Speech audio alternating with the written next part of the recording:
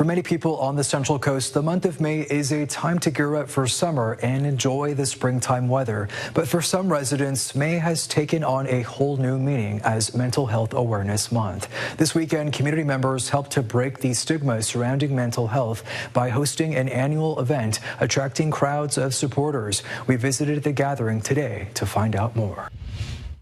I'm your community reporter, Izzy Romero, and you can see behind me that people are walking with a little extra purpose today. They're gathered here at Cal Poly for the annual Out of the Darkness Campus Walk for Suicide Prevention. If you can remember one word when you are down and depressed and sad, just remember stay. Please stay.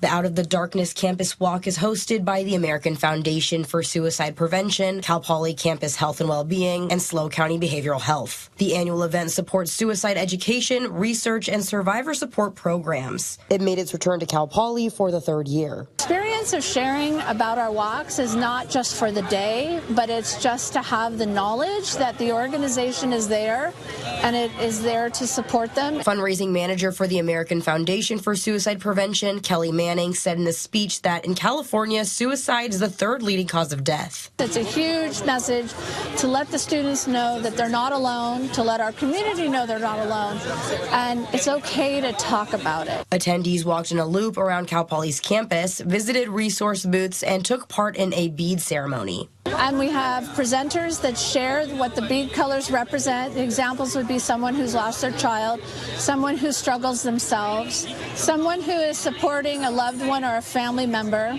And those beads are held up. You look around and you see that you are not alone in that relationship and that connection. Speakers like Jacqueline Claire lost her son to suicide over 8 years ago. She was one of the speakers who shared their personal stories ahead of the walk. He grew up here a good portion of his life.